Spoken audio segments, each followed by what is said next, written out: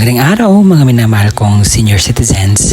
Sa araw po na ito ay meron tayong ibabalita na dalawang bagay. Una, ang update sa social pension, universal social pension para sa lahat nating mga minamahal na mga senior citizens.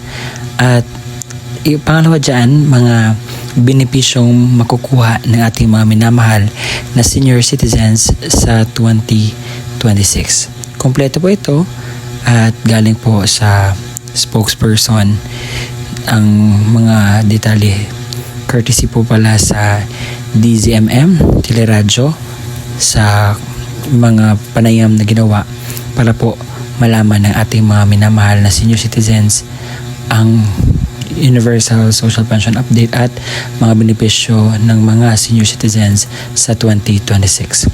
Kung ikaw ay ready na mapakinggan ang bagay na ito, lahat po ito ay totoo ha, hindi po ito gawa-gawa.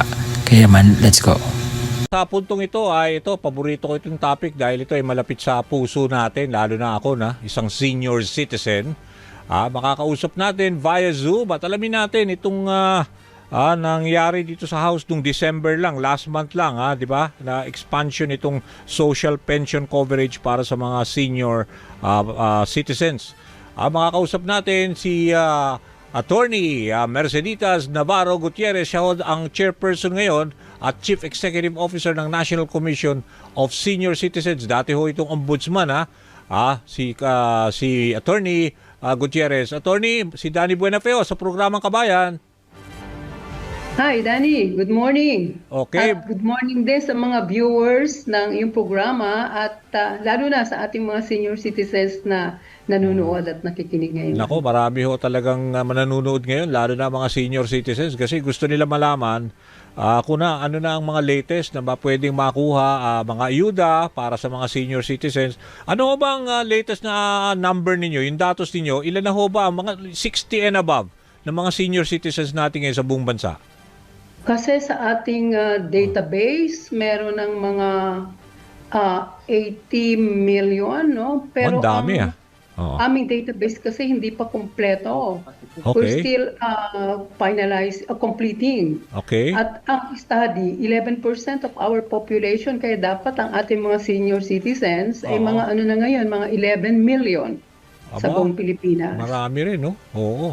Oo, marami na. Okay. Kasama tayo dyan, Danny. Oo nga, marami nga. Kaya ako, gusto ko rin, interesado ako dito malaman kung ano na yung mga benefits. So, last December, di ba, yung House Committee on Senior Citizens, inaprubahan, di ba, itong measure seeking to expand itong social pension coverage para sa lahat ng mga Pilipino na at least 60 years old. Itong December lang to, actually. So, ang ibig sabihin na daw ay magkakaroon na ng monthly, kung maipapatupad at maisapatas, monthly stipend na at least 500 pesos. Tama ho ba? Ano pa pinag-uusapan pa yan sa Kongreso? Kaya nga. Sa palagay ko, kami sa komisyon ay sinusuportahan ang bill na yan at sana mapasa na kaagad, no? But hindi pa yata sigurado sa pagkakaalam ko, Danny, kung how much yung ibibigay ng Universal Pension Fund, no? Yung pondo, you mean yung pondo? Citizens, no? Yung pondo? Oo, yung pondo. Oo, yung how much ang maibibigay sa mga senior citizens na sana naman 1,000 bawat yun na nga buwan. Oo. And everybody should be entitled regardless, 'di ba, kung anong economic status mo, 'di ba? Kahit na ikaw ay GSIS or SSS pensioner, you should be entitled also to that same walang benefit. PPDN. Oo, walang PPDN. Kaya tawag nga diyan universal. Oo. Assuming na 1,000 ang ma-approve, magkano ang kakailanganin budget para at least maipatupad dito? Marami ho masisiyan dito.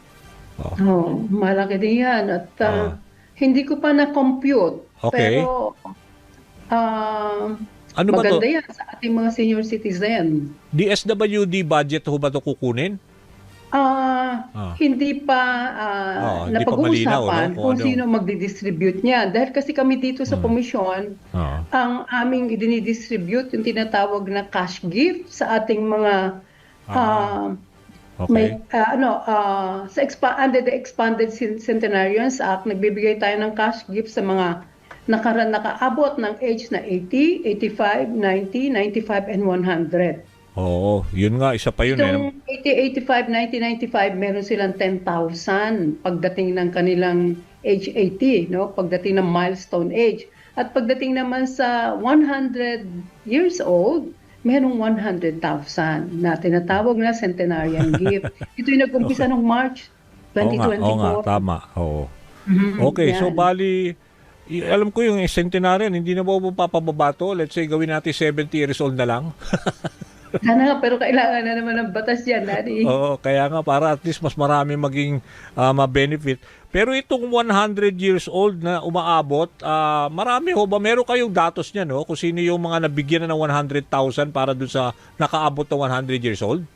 Oo, yung nakaabot ng centenarians, 1,734. Ganun ba? Yung 90, oo, madami din, ano? Ano to, nung 2025? Mula 2024 hanggang 2025, 112,000. 112,800. No, wait, sandali lang. Sige, Tinitira ko okay. yung aking ditong Since it was... datos. Sa 100, 1,734. Sa 95, 9,055. Yung 90 years old, 32,168. Dami ah. Yung naman age 85, 83,517. At yung age 80, 141,859. At yung total amount na disbursed natin ay almost 3 billion. 2,839,000 million 390,000. At yung nasa abroad, Danny, mayroon tayong Kasama rin ba yung mga nasa abroad? Oo. Okay, may Oo, tracking ating mga tayo dual- ng kanilang mga edad? Yung Yes, OFWs? yung mga dual citizens natin. Okay. So, Genarians at nonagenarians, 15 ang nabigyan natin living Okay. abroad. At Hindi. yung centenarians, 4. Okay, kahit na, ibig sabihin, para malinaw kasi alam ko marami, ako nga dual din ako Ibig sabihin, pag dual ka, entitled ka rin sa ganyan, Centenarian Act na yan? Oo. Pwede Na ka sa kunwari, mag-apply. kung 80 years old umabot ka, meron ka rin makukuha na 10,000 pesos. Tama ba? Yes, oo. Okay, buti Basta malinaw yan. mag-a-apply lang. Kung living abroad, mag-a-apply sa ating embassy. Okay, sige. So, Tapos yun so sa kung ano man ang matanggap na embassy, mga applications, dumadaan yan sa Commission on Overseas, Filipinos Overseas. So, At pinapadala sa atin para nababalidate. okay, so maganda para at least may tracking kayo. So ilan ho yung Yes. binigay nyo na number para dun sa nakaabot na 100 years old? So 2025 lang natin to in effect, di ba? March? Tama ba? 2024 So March. 2024. So 1 year pa lang halos kasi March 2024. So yung nabigyan nyo halos 3 billion na starting 80 years old. Yes, Yung oo, 100 years old attorney, ilan yung 100 years old? Mga ilan? 100? 1,734. May umabot din ng 1,000? At kasi alam mo yung longevity ng ating mga kababayan, tayong mga seniors ay humahaba na. At siguro kasi because of the medical services at magandang pag-aalaga sa ating pangangatawan. Kaya nabubuhay tayo na mas mahaba ngayon mga panahon ito.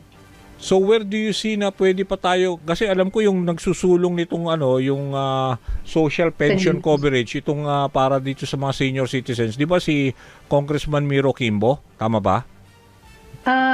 Yung isa sa mga author niyan sa ating kongreso para mabigyan itong Universal Social Pension Fund, no? Maraming mga tumutulong sa atin ng mga mambabatas na para maaprubahan na ito sa Senado at sa House of Representatives. Maraming at saka mga grupo katulad nila Attorney Romy Macalintal, di ba? Yan ang mga active sa senior citizens benefits di ba? So nakikipag-ugnayan kayo diyan. Oo. Yan, yan tumutulong talaga para maprotektahan ang mga rights ng ating mga senior citizens. Oo. At saka yung babae, yung nakalimutan ko, na-interview ko na rin dito very active din siya sa mga benefits for senior citizens. So far, aside dun sa mga, let's say, medicines, di ba? Meron na tayo nakukuha, di ba? Na mga discount na malaki sa mga transportation. Ano pa ho ba nakikita nyo na, let's say, sa mga restaurants, no? Napakalaking bagay. Ano pa ho ba yung mga ibang services na pwedeng, let's say, ma-entitle ang ating mga senior citizens? Sa palagay ninyo? Yung mga entitlement na yan, Mm. di ba napag-usapan natin yung sa 20% discount sa mga produkto at Mm. serbisyo, Tama. yung sa public transpo, Oo. at pagbili ng gamot, ang mga medical services sana ma-expand, no? Yung kahit Oo. na kung ano mga pangangailangan ay mababaan sana yung mga bayad sa mga serbisyo, mga medical services na binibigay ng ating mga hospitals, no? At saka Hospitalization, sana 'di ba? meron sanang nakatutok na hospital or center para sa ating mga seniors, like yung tinatawag na geriatric health centers na Aha. talaga nakatutok, no, sa ating mga nakatatanda. Aha. So, Hindi yung pupunta ka sa hospital, bibigyan lang ng priority yung mga senior citizens. Pero kung mayroong isa nakafocus talaga sa mga seniors, mas maganda, hindi ba? so ang parang gusto nyo, parang ang rekomendasyon nyo, merong isang tao na let's say committed lang para sa mga benefits o nakafocus lang on senior citizens. Let's say isang ahensya na mayroong tao na para nakatalaga na kailangan yan i-ano, 'di ba? I-appoint or kailangan pa ba ng legislation for that? Siguro legislation na merong isang center Okay. o sa mga regions magkaroon ng center or hospital Oh, na mag-aalaga talaga at nakatutok sa ating mga senior citizens. lalo na sa mga Meron tayo, confinement. Oo, Dani, kung confinement. meron tayong mga existing hospitals, meron nakaseparate na center or clinic for geriatric, no, sa mga nakakatanda. Hindi na Ah. sasama doon sa mga hindi seniors, nakaseparate na sila. At may mga doctors na talagang mga geriatric doctors na makakatingin sa ating mga nakakatanda. Oo, kasi nangyayari parang letter of guarantee, 'di ba? Guarantee letter na nangyayari kung Oo, sino para yung wala, oo, para wala na na yan. Diretso na lang. At saka gusto Oo. din natin magkaroon tayo ng senior citizen center. Oo. Na ang ating mga seniors kung nalulungkot, kung gusto maglibang, kung may mga problema legal, Oo. may pinupuntuhan silang center Activity na sila center. ay makakahingi ng tulong. Oo, kasi may mandato ang LGUs, DSWD at saka DPWH na magtayo ng senior citizen center. Oo, Sa maganda 'yan. city and municipality, 30 years ago pa yan meron ng Oo. ganyang mandato. Okay. So ibig sabihin, maganda rin yan, sinasabi nyo, isa, yung binanggit nyo, yung tungkol sa geriatric na center, yung mga Yes, for oo, focus oo. on senior citizens. Itong pangalawa, binabanggit nyo, di ba, magkaroon ng activity center para sa mga senior citizens, ang bawat mga LGUs. Ganon, di ba? Oo, sana. Oo. Oo. Alam mo, yung isang perfect example of a senior citizen center sa Taguig. City. So nabibigyan Ang ng, ganda. nabibigyan Ang ng alam ko, 3 pangangalaga. palapag yun, hindi ko pa na bisita, pero ang report sa akin ay ang mga senior citizens sa Taguig ay masaya. Dahil nakakapunta sila sa center at nakukuha nila yung kanilang mga pangangailangan, na idudulog Oo, nila ang kanilang oo. mga problema at nakakapaglibang-libang. Mayroong silang Oo. mga recreational activities like nagsusumba, nanonood ng sine. Yun, malaking Maganda. bagay. Oo. Kasi karamihan din, hindi naalagaan na rin ng mga anak nila, medyo gusto rin nila na, let's say, kahalubilo nila, mga kapwa senior citizens. Oo, So, ibig oo. sabihin nyo, gusto nyo ma-replicate sa iba-ibang LGUs yung nangyari Yan. dyan Oo, sa oo. Taguig na somehow. Pero syempre, kailangan din ho ng pondo, tsaka yung may kakayahan na dapat staff, technical staff na tututok sa mga, ibig sabihin, marunong sa mga pangangailangan ho ng mga seniors. Oo, yan ang dapat natin mapagtulong-tulungan. Ang lahat, kahit na sana yung ating mga retired na mga seniors, na mga Oo. doktor, Oo, abogado, tama. magkaroon ng volunteerism. No? Oo. Napupunta sa mga centers para makatulong sa ating mga kapwa seniors. Kasi mandato yan na kailangang ipatupad ng ating mga department. Mandato ho saan? Sa batas? Na meron Oo, dapat nasa ganyan? batas Ang mga yan, senior oo. citizens ay bigyan ng mga, Oo. let's say, kaukulang Oo. activity centers at yan nga, yung mga hospital na Yes. talagang sa kanila nakafocus. Ganon?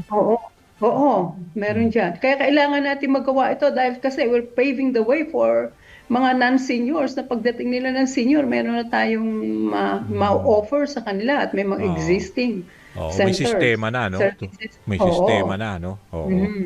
Oo. Alam nyo sa Amerika, talaga may mga ganyan, ha? Yung mga care homes para sa matatanda na talagang lahat ng Oo, pangangailangan, oo. yung nag-administer ng gamot nila, activities nila, yung gano'n ang gusto nyo na somehow in all LGUs bigyan ng pansin yan, no? At hindi lang Yes, trabaho, oo. kung productive sila, bigyan din ng trabaho kung kaya pa.